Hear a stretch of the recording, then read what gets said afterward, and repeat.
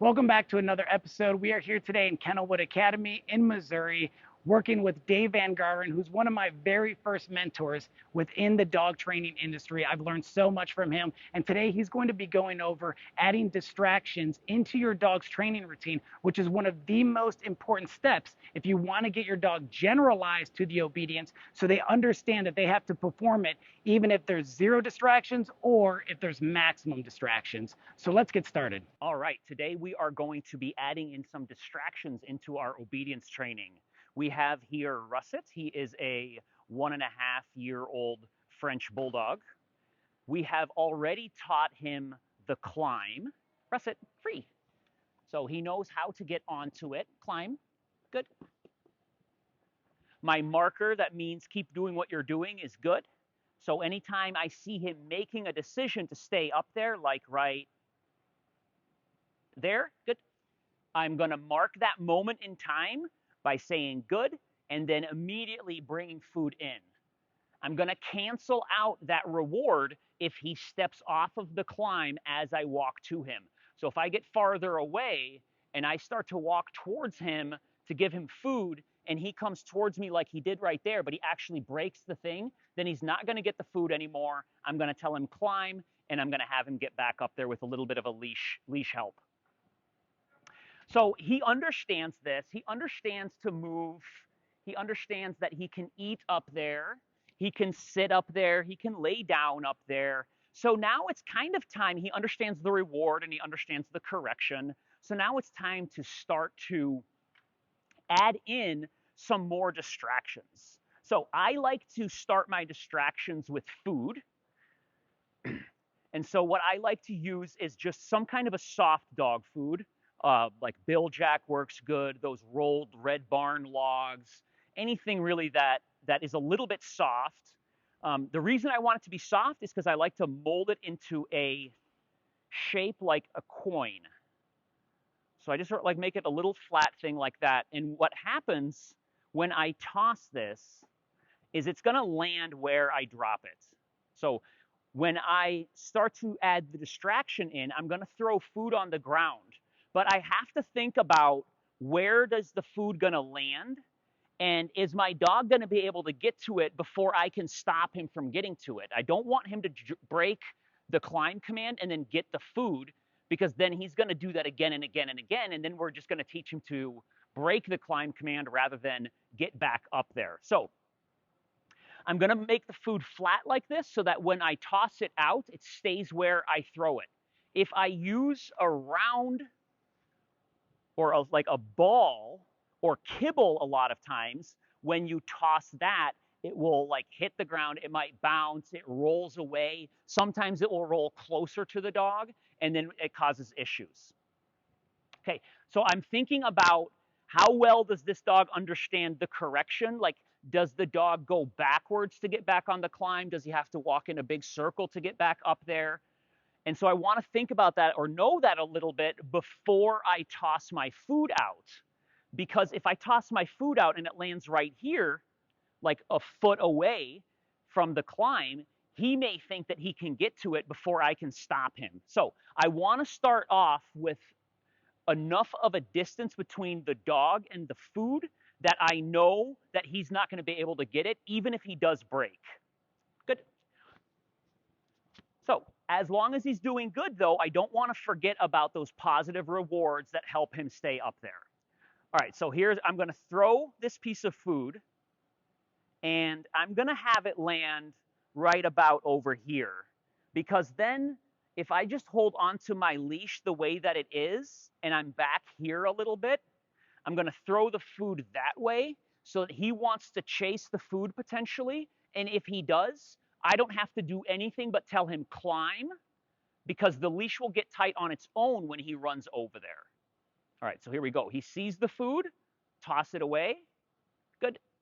And I'm going to mark that moment, just like what I talked about before. I'm going to mark that moment that I see him looking over there and he makes that decision to stop. I'm going to do it again. So I'm going to bring him over to this side. I'm going to get some food. I'm going to flatten it out. And I'm going to toss it. Good.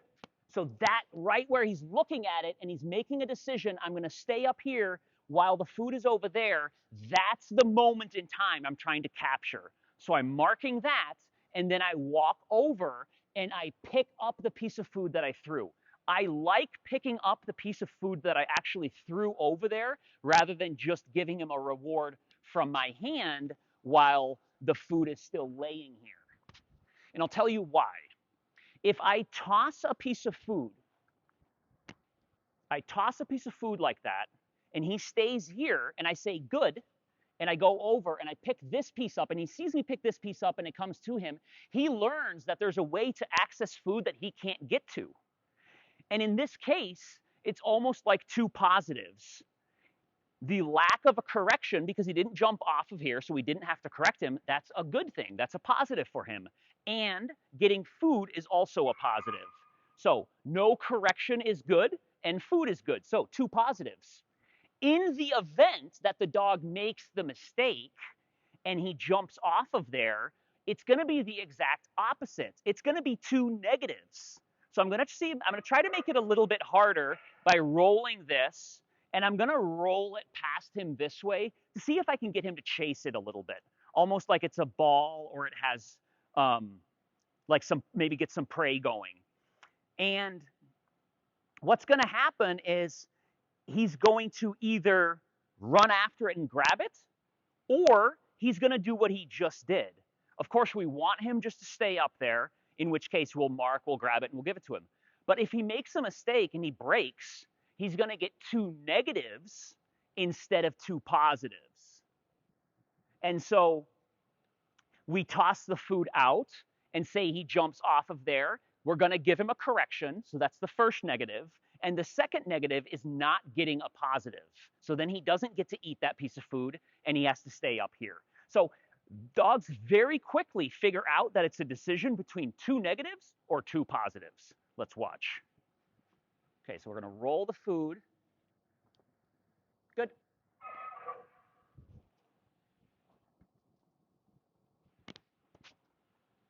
So as the dog is starting to understand that, then we can start to get things closer. So I'm going to start to work on bringing in that threshold of how far the food is closer to him. So we start dropping it there.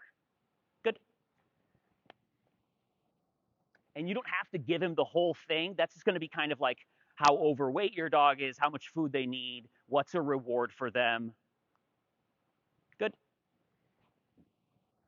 And then we have to start, if we get much closer than that, we have to start thinking of, have we taught our dog yet that they can eat food off the ground while they're on a climb? Are they ever allowed to eat food off the ground? Are they always allowed to eat food off the ground? So at this point, I wouldn't get any closer until I kind of know the dog's goals in that respect. But overall, we are going to use flat food. We are going to toss it past the dog. Good. We're going to mark the decision the dog makes. We're going to pick up the piece of food, bring it back to him, and then that is two positives. One positive for no correction. The lack of a correction is a positive. The second positive is a piece of food.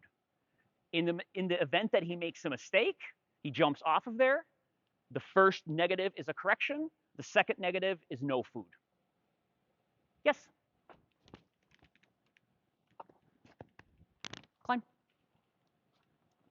So we can, of course, also add this in and add more distractions with things like balls and toys and things like that. But that's the general premise. If you get the dog thinking there's a choice between two positives and two negatives, adding distractions is incredibly easy. Can you mention that if their dog's not ready for corrections, then they could also use pressure if they choose? Yep. And alternately, if your dog isn't ready for corrections, or you're not planning on using corrections for your dog, you can also just use leash pressure to prevent or to help encourage them back up. And I'll show you what that will look like. Free. So you just go like this, climb, just use a little bit of like leash pressure to help him get up there. As soon as he makes that decision to get up there, the leash should go nice and loose. And I'm going to show you what it looks like a little bit again with food on the ground. So I'm going to put this food on the ground. He's going to want to go over there, and I'm going to use the leash pressure to prevent it. Free. So it wasn't really a correction. It's just blocking him or preventing him from getting it. So then this would be a correction. If he's going to go after it, I'm going to correct him. Free. No. Good.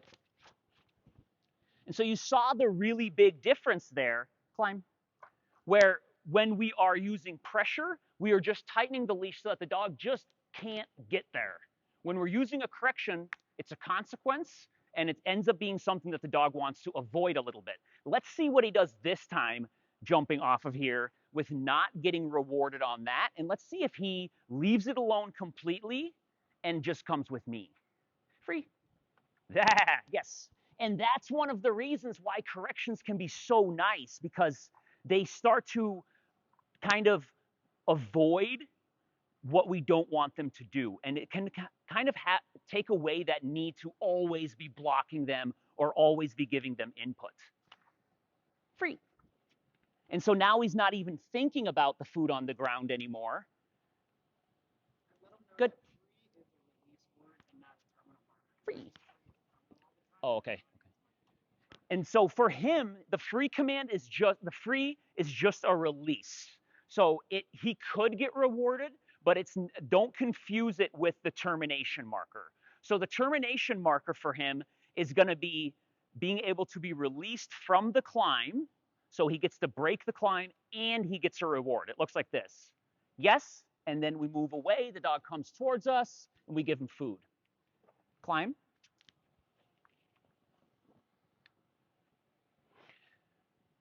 If we use the free command, although it looks a lot of times, it looks similar because the dog is breaking the exercise, there isn't a guarantee when we have just a release, there isn't a guarantee of a reward. So it could also just be like this. This is how the free would be different from the termination. Free.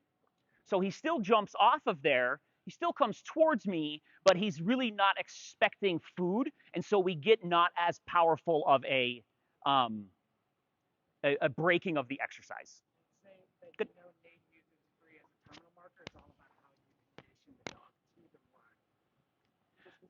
Yeah. And so remember, I know that Nate uses the free as a terminal marker sometimes. What you use doesn't really matter. It's what backs it up. So you could say no and do the free behaviors, and no would end up turning into your termination marker. The command doesn't matter. What happens afterwards does. Good.